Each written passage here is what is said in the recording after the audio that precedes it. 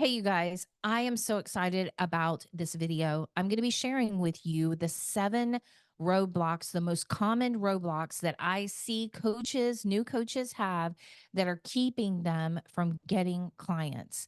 And I'm going to share a little bit about how to make the adjustments that you need to make in order to overcome these 7 roadblocks. So stick with me. It's going to be really powerful. But the first thing that I want to talk to you about is that there are a few things that I see a lot of coaches blame that are not the problem. Okay. Number one, I see a lot of coaches blaming maybe it's my price. Maybe I'm priced too much. Maybe I'm priced too little. And I find them being all over the place, changing their prices. And even, and this is the worst, when they begin to bargain in a discovery call with a client, trying to land them by changing their price.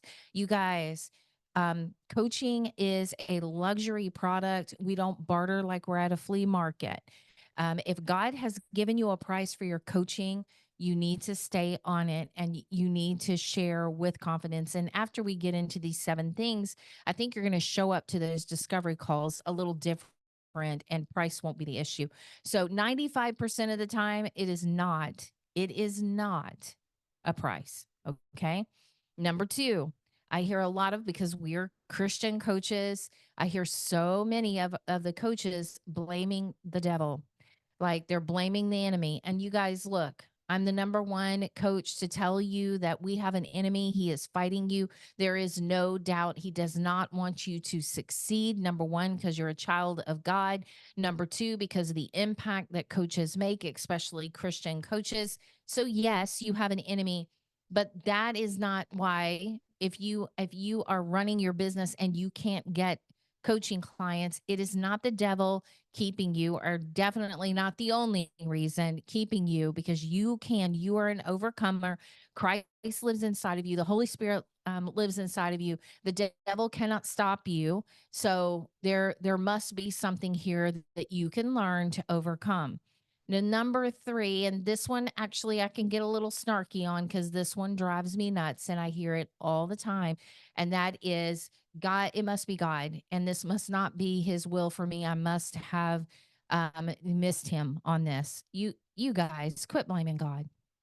Quit blaming God. There are simple adjustments that you can make and you can learn. And yes, it's uncomfortable. Yes, you have to learn some sales skills, and you have to come to the table. And like I said, I'm going to share some things, but don't blame God and don't go quitting blaming God. Just don't do that.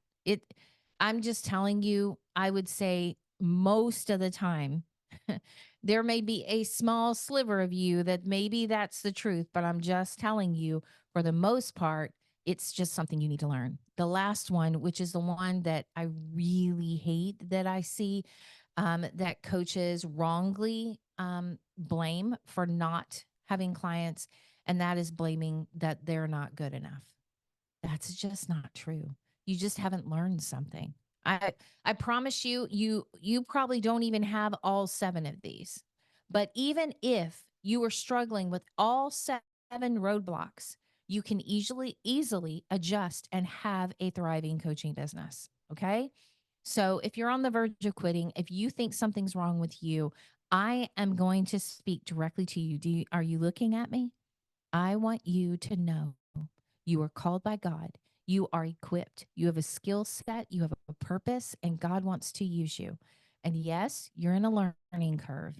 And yes, you may be struggling. I'm not trying to belittle that, but I'm telling you, it doesn't take much for you to learn the things you need to learn to have a thriving and powerful and impactful coaching business.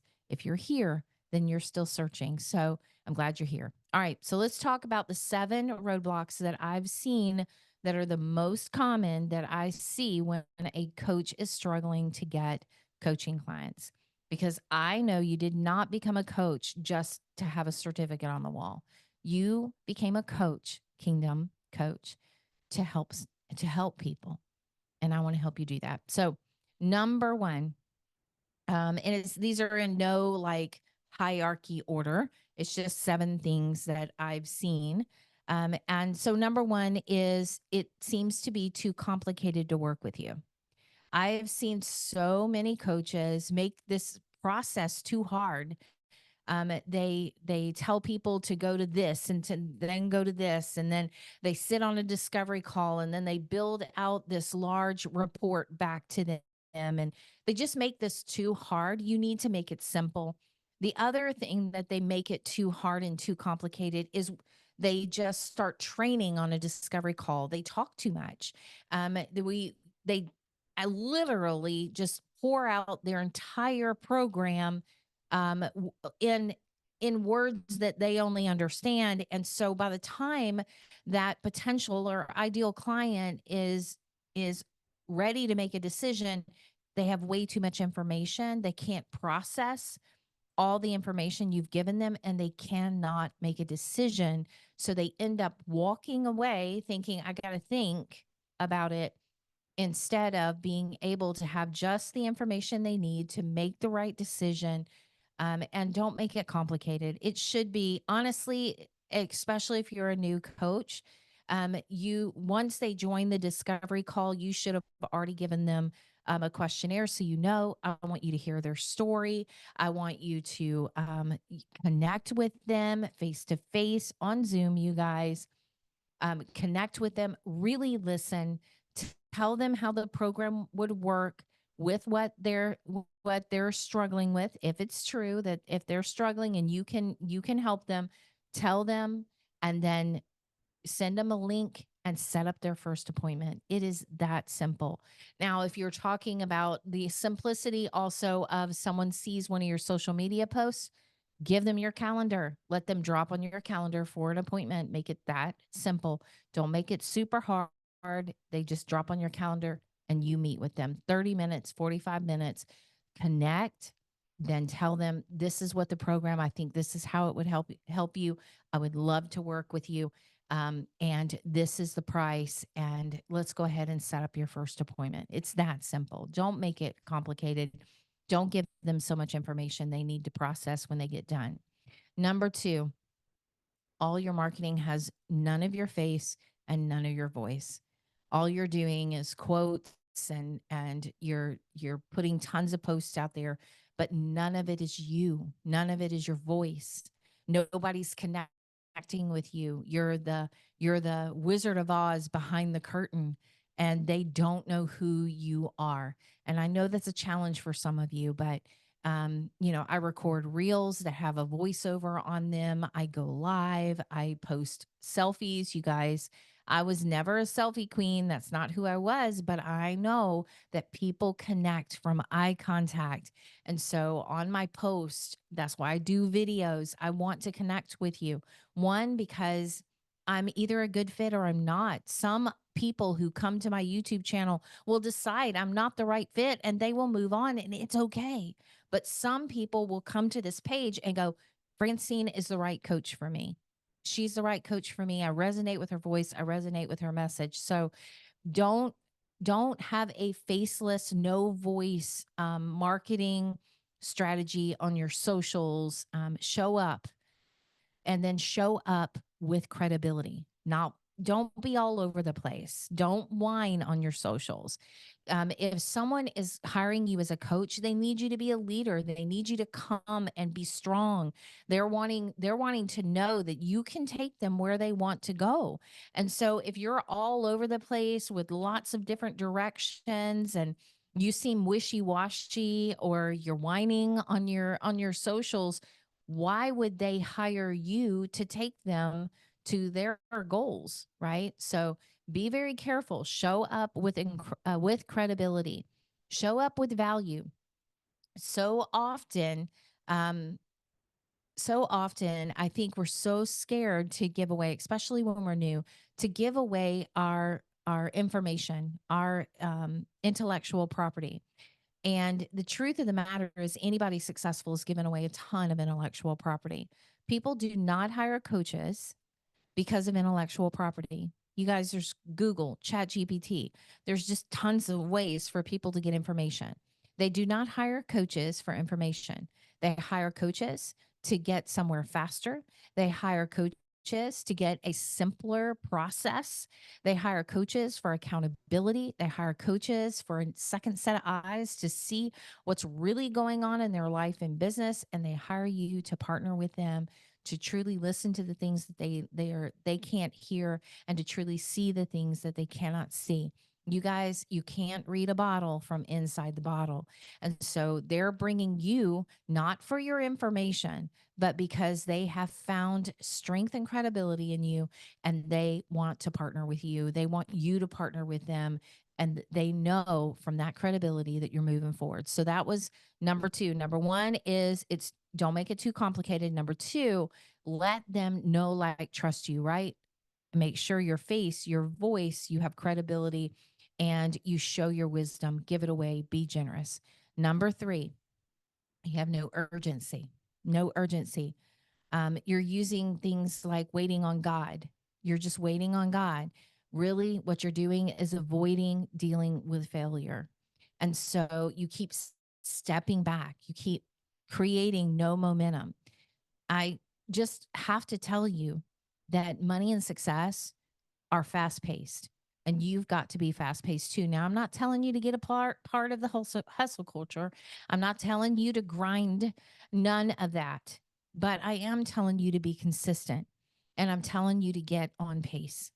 The only way that you're going to learn all the things that you need to learn in the marketing process and in the discovery call process is to do it a lot.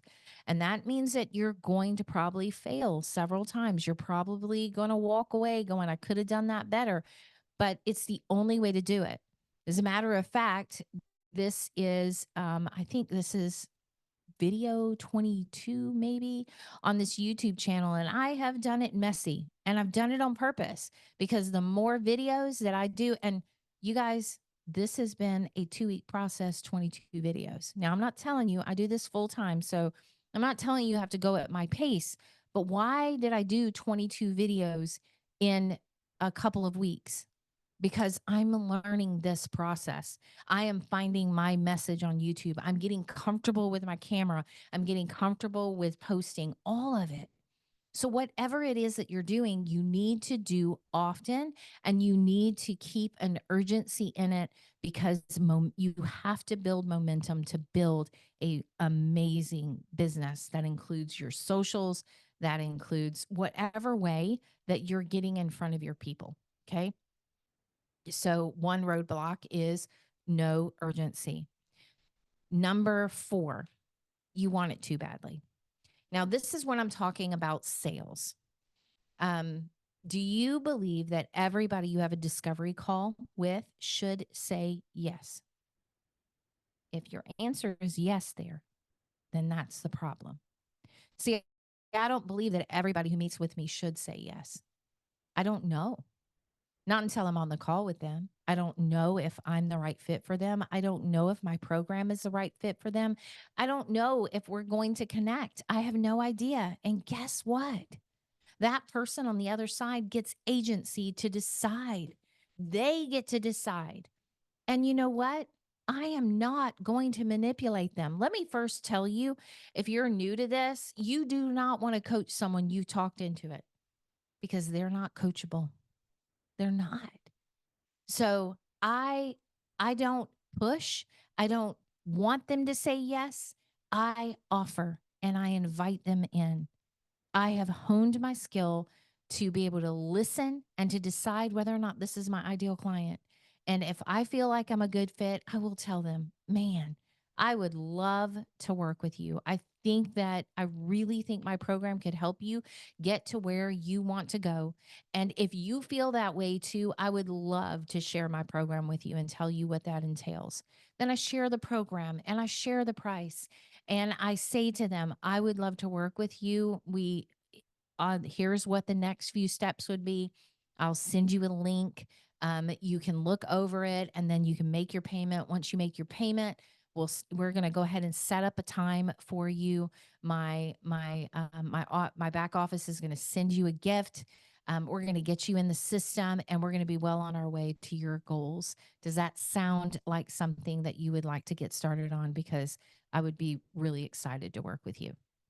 And if they go, I would love to work with you, I really just don't have the money yet. And I'm like, I totally get that. I totally get that. I will be praying, but let me make sure I give you a few steps right now so that you can work. And as soon as you're ready, I am here to work with you. Done. Done. And then I will tell you, I would say probably 70 to 80% of the people who've had to walk away have come back ready to get started because we were the right fit. Okay. So don't get sales breath. Don't get salesman's breath. Don't get to where you think or need everyone to say yes. Know your program so well and connect so well that you're able to just invite them to go. So I was talking to a friend this week. I'm going to give you a little example of understanding how to invite someone. Um, I was talking to a friend that I love very much. We had gone to lunch, and at the end, I was talking about how much I loved going to Phoenix, Arizona. It's one of my favorite cities. I've been talking to the Lord. One day, maybe I'll get to live there or spend some more time there. And part of why I like going there is I love the Grand Canyon. And I told her that I love the Grand Canyon. She said, "Oh, I've never been." I was like, "What? You've never been to the Grand Canyon?" If you've been to the Grand Canyon, please comment below and tell me how much you love it. If you have not been, comment below and I'm going to be praying you to the Grand Canyon. But what I was explaining to her, because she loves Jesus so much too, is I was like, I have never felt more close to understanding the grandeur and majesty of God than standing on the edge of the Grand Canyon. Now, I didn't tell her how hot it was. I didn't tell her that it was dusty. I didn't tell her that there were lots of people there. I didn't tell her how long the drive is there, right? Because that's not the point. It's not all the details. It's about why she should be there. So when you are inviting someone, if I'm inviting someone to go to Hawaii with me, I don't talk about how long the lines are at the airport. I don't talk about being on the airplane for hours upon hours and sitting at the back of the plane or what have you, whatever it is, or the turbulence. I talk about the beauty of the beaches and the big waves and the wonderful food and eating pineapple like you've never eaten it before, right? I talk about the benefits, not all the details, but the benefits of going to Hawaii or going to the Grand Canyon. If you don't know the benefits of your program, then you need to sit down with the Lord and go, what are the benefits? How does this help my ideal client reach their goals? What is it that they're going to feel and know? What are the benefits of being a part of my program? So, don't want it so badly that you forget and you get to where you think everyone needs to say yes, and make sure that you're inviting them. Okay. I hope that made sense. All right. Number 5, you don't know who you are talking to. You don't know who you're talking to yet. You haven't done your due diligence. You don't know your ideal client and you're not speaking their language. I see this quite often, even in seasoned coaches, ones that have been doing it a while. They don't know, they haven't done their due diligence. You need to be interviewing your ideal client and just talking to them, not selling them anything at first, but talking to them. What are your frustrations? What are some things that you love? You need to get to know your ideal client. Look at the top 5 books that are in your niche and read them. Get to know what is going on, what they're hearing, what they're struggling with. And here's what I'm going to challenge you. If you're wondering, is that my problem? I don't know who I'm talking to. I don't know how to talk to them. Um, they're my ICA is confused because I don't know how to talk to them.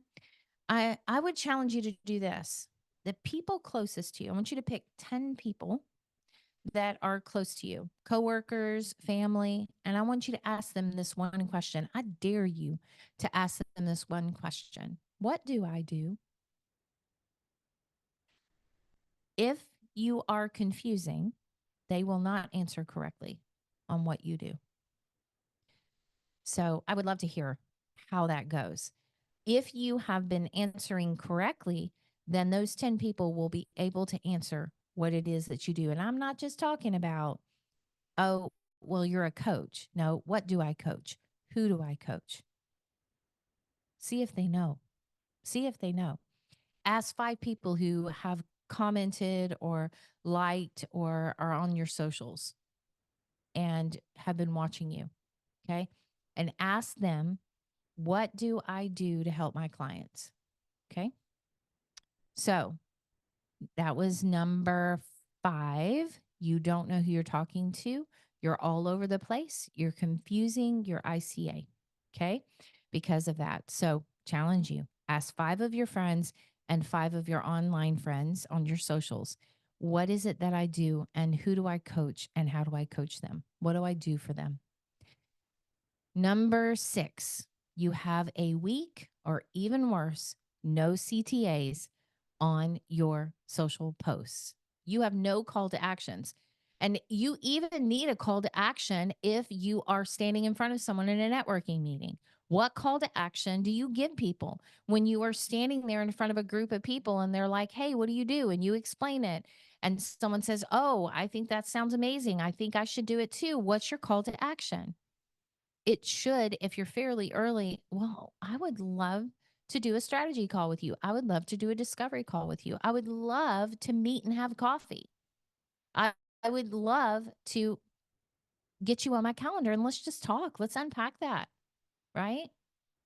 That's the way. That's the call to action. And it needs to be there all the time. If it's on your socials, it's the last thing you say on your socials. Hey, for us, we have a website called consumestrategycall.com, and we want them to go there, fill out an application, and we set them up with a coach so that they can unpack their story, see what God wants them to do. And we give them as much value in that 1 hour call as if we're never going to talk to them again.